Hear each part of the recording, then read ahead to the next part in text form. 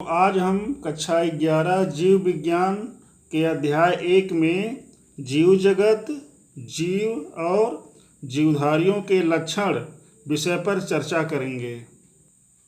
अब है अध्याय 1 जीव जगत, लिविंग वर्ड्स। तो जीव जगत क्या है कि पृथ्वी पर चाहे जल हो, स्थल हो या वायुमंडल हो, अनेक प्रकार के जंतु और पौधे पाए जाते हैं, जिसे हम जीव जगत कह सकते हैं। तो इसकी परिभाषा ऐसे है, जैसे हेडिंग डालेंगे, जीव जगत लिविंग वर्ल्ड, स्थल, जल एवं वायुमंडल में पाए जाने वाले समस्त जंतुओं, वनस्पतियों एवं सूक्ष्म जीवधारियों के समूह को जीव जगत कहते हैं। ध्यान दीजिए, स्थल, जल, वायुमंडल में क्या होता है, अनेक प्रकार के जीव जंतु पाए जाते हैं। इस प्रकार से स्थल, जल और वायुमंडल में पाए जाने वाले समस्त जंतुओं, वनस्पतियों एवं सूक्ष्म जीवधारियों के समूह को जीव जगत कहते हैं। अब अगला टॉपिक है जीव, ऑर्गेनिज्म। जीवधारी क्या चीज़ होता है? तो सभी जीव क्या होते हैं? कोशिकाओं से बने होते हैं। चाहे एक कोश की हो, चाहे बहुकोश की जीव हो, सभी क्या होते हैं? सभी जीव कोशिकाओं से बने होते हैं। और जिनमें क्या पाया जाता है? जीव द्रव्य पाया जाता है। जीव में क्या होता है? लक्षण पाए जाते हैं। जीव में वृद्धि, जनन, उपापचय, संवेदनशीलता आदि गुण पाया जाता है। इस प्रकार से जो जीवधारी होते हैं उसमें मेन चीज़ क्या है? जीव द्रव्य। सभी जीवधारियों में क्या पाया जाता है? सभी जीवधारी कोशिकाओं से बने होते हैं और इनमें जीवद्रव्य पाया जाता है। जीवन की सभी जैविक क्रियाएं कहाँ होती हैं? जीवद्रव्य में होती हैं। आगे लिखेंगे हम जीवधारियों के लक्षण, कैरेक्टरिस्टिक्स ऑफ लिविंग बीइंग, अर्थात जीवधारियों के प्रमुख लक्षण कौन कौन से होते हैं, उसकी हम चर्चा करेंगे। तो जीवधारियों के प्रमुख लक्षण निम्नलिखित हैं। पहला क्या है? जीवद्रव्य की उपस्थिति। तो सभी कोशिकाओं में क्या होता है? जीवद्रव्य अर्थात प्रोटोप्लाज्म अवश्य पाया जाता है। तो लिखेंगे हम, जीवद्रव्य जीवन का भौतिक आधार है। हक्सले नामक वैज्ञानिक थे, उन्होंने क्या कहा था कि जीवद्रव्य जीवन का भौतिक आधार है। जीवद्रव्य, जीवधारी की सभी जैविक क्रियाएं जीवद्रव्य में होती हैं और यह एक क्या है? जटिल क्रिस्टलीय कोलाइडी तंत्र है। तो जीवधारी के लक्षणों में पहला लक्षण क्या है? जीवद्रव्य की उपस्थिति, अर्थात सभी जीवधारियों की कोशिकाओं में क्या होता है? जीवद्रव्य अर्थात प्रोटोप्लाज्म अवश्य पाया जाता है। दूसरा है कोशिकीय संरचना, सेलुलर ऑर्गेनाइजेशन। तो कोशिका क्या होता है? सभी जीवधारियों की संरचनात्मक एवं क्रियात्मक इकाई है। ध्यान दीजिए, कोशिका क्या होता है? सभी जीवधारियों की संरचनात्मक एवं क्रियात्मक इकाई है। इसका मतलब क्या हुआ कि सभी जीवधारी क्या होते हैं? कोशिकाओं से बने होते हैं। सभी जीवधारियों का शरीर एक या अनेक कोशिकाओं की बनी होती है। नेक्स्ट है वृद्धि। तो सभी जीवधारियों के आकार, आयतन, भार, संख्या में क्या होती है? बढ़ोतरी होती है, जिसे हम क्या कहते हैं? वृद्धि कहते हैं। तो सभी जीवधारी जन्म के बाद से पौधों में क्या होती है? वृद्धि पूरे जीवन काल में होती है और जंतुओं में वृद्धि क्या होती है? एक निश्चित समय तक होती है। जीवधारियों में वृद्धि कैसे होती है? जीवधारियों में वृद्धि कोशिका विभाजन द्वारा होती है। पौधों में वृद्धि इसके पूरे जीवन काल तक तथा जंतुओं में वृद्धि क्या होता है? एक निश्चित समय तक होती है। अगला टॉपिक है जनन, रिप्रोडक्शन। तो जीवधारियों द्वारा अपने समान संतान उत्पन्न करने की क्रिया को जनन या प्रजनन कहते हैं। अर्थात सभी जीवधारी क्या करते हैं? अपने समान संतान उत्पन्न करते हैं, चाहे पौधे हों, चाहे जंतु हों, चाहे सूक्ष्म जीवधारी हों। जैसे कवकों में जो जनन होता कैसे होता है? अलैंगिक बीजाणुओं द्वारा, से क्या कहते हैं? हम स्पोर्स कहते हैं, उसके द्वारा होता है। ईस्ट और हाइड्रा में मुकुलन, बडिंग द्वारा।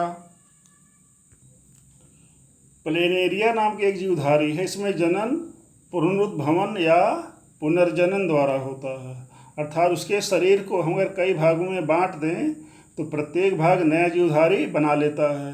इस घटना को कहते हैं हम पुनरुद्भवन या पुनर्जनन कहते हैं। कवकों, शैवालों, मांस के पौधे में जनन विखंडन द्वारा होता है। विखंडन मतलब क्या हुआ कि पौधे के शरीर को कई भागों में बांटने से प्रत्येक भाग क्या होता है, नया पौधा, नया कवक माने फफूंदी या शैवाल या मांस बना लेता है। अगला हेडिंग है उपापचय, मेटाबॉलिज्म। तो सभी जीवधारियों के शरीर में क्या होता है, अनेक प्रकार की जैविक क्रियाएं होती रहती हैं। इन सभी जैविक क्रियाओं को क्या कहते हैं हम, उपापचय कहते हैं।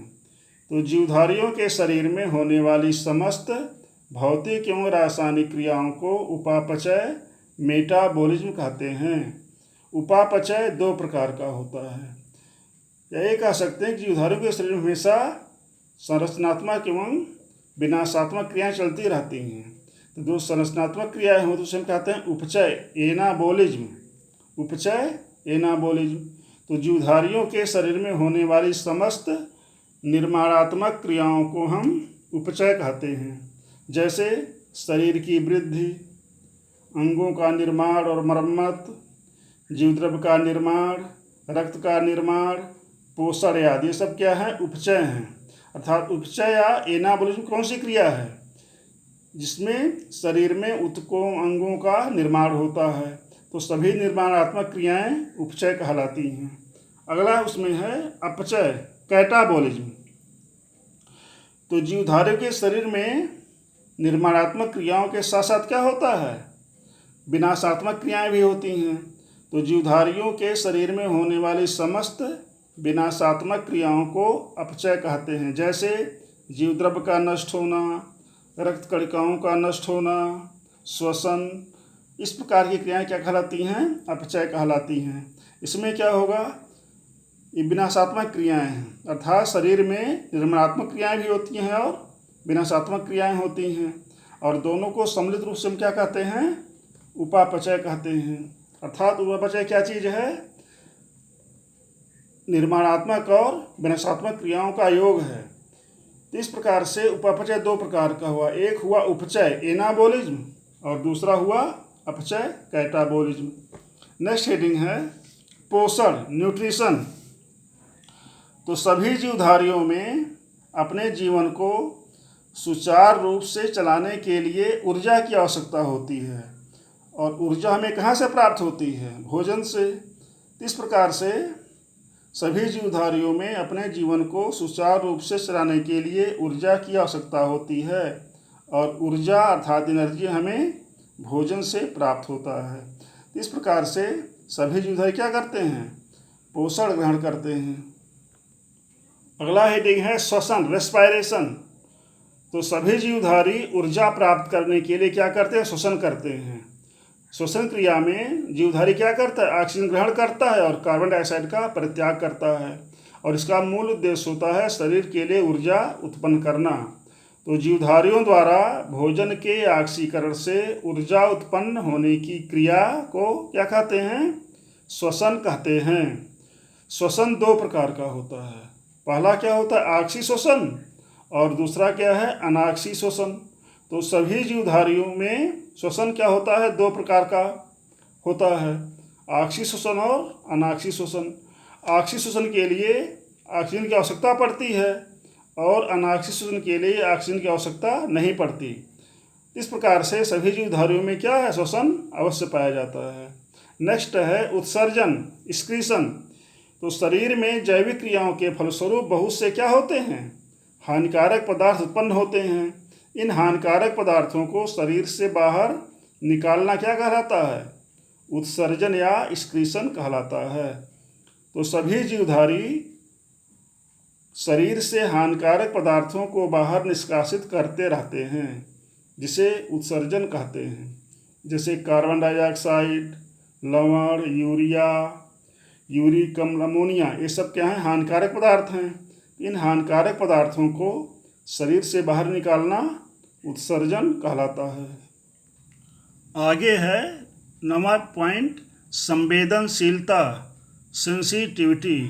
तो सभी जीवधारियों में संवेदनशीलता होती है, चाहे जंतु हों चाहे पौधे हों। अभी छुई मुई की पत्ती को छुएंगे तो सिकुड़ जाती हैं, क्योंकि छुई मुई की पत्तियों में क्या होती है?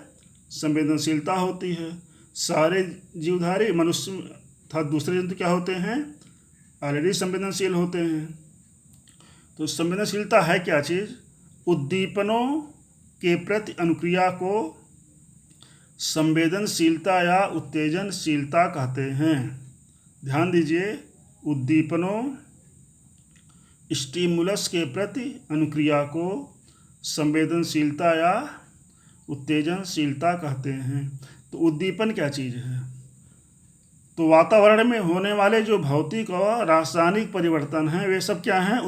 उद्दीपन कहलाते हैं। जैसे ताप, ठंडी, दाब, नमी, तूफान, प्रकाश, कांटा, मिठाई, दर्द, ये सब क्या हैं? उद्दीपन हैं। और उद्दीपन के कारण क्या होता है? जीवधारी में अनुक्रिया होती है, रिस्पांस होता है। जैसे जब पेट दर्द करता है तो आप परेशान हो तो रोने लगते हैं, तो अनुक्रिया, रिस्पांस। उद्दीपनों के प्रभाव के कारण जीवधारी द्वारा की गई क्रिया या प्रतिक्रिया अनुक्रिया, रिस्पांस कहलाती है। जैसे भोजन की तरफ आकर्षित होना, मिठाई दिखने पर मुख में पानी आ जाना, या कांटा या सांप से दूर भाग जाना, ये है जीवधारी की अनुक्रिया। अनुक्रिया में क्या होता है? उद्दीपन के प्रभाव से जीवधारियों में क्या होती है? अनुक्रिया होती है। चाहे वे उस तरफ जाते हैं, जैसे अभी देखिए गर्मी में लोग धूप से दूर हटते हैं तो नकारात्मक अनुक्रिया हुई, और जाड़े में क्या करते हैं लोग?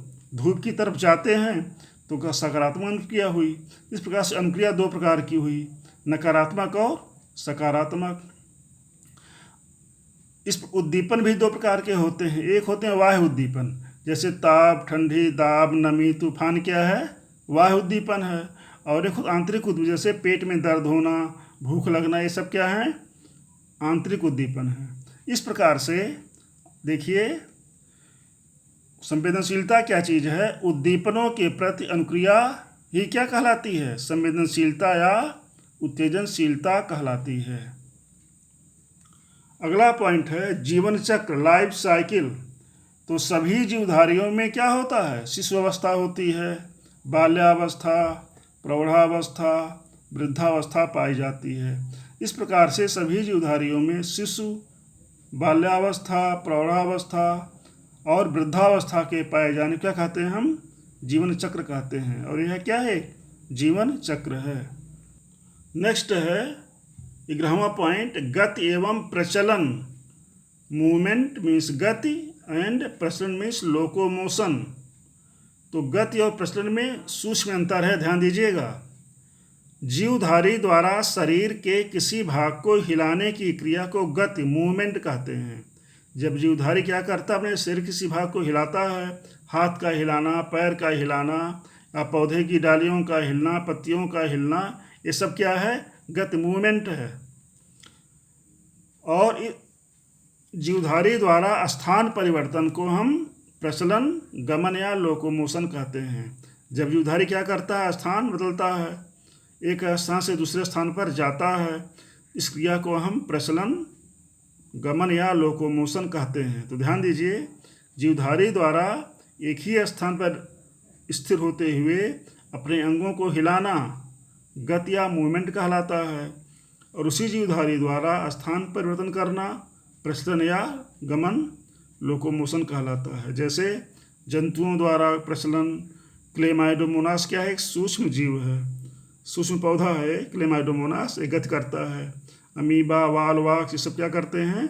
गति करते हैं, इनके द्वारा प्रचलन। तो इस पॉइंट को फिर से देख लें कि जीवधारियों द्वारा स्थान परिवर्तन को प्रचलन, गमन कहते हैं। जैसे जंतुओं द्वारा प्रचलन, क्लेमाइडोमोनास, अमीबा, वालवाक्स द्वारा प्रचलन। अर्थात ये जो सूक्ष्म जीव हैं क्लेमाइडोमोनास, अमीबा, वालवाक्स क्या करते हैं? प्रचलन करते हैं। अगला पॉइंट है जीव जगत में विविधता, डाइवर्सिटी इन लिविंग वर्ल्ड। इसको फिर बाद में पढ़ेंगे।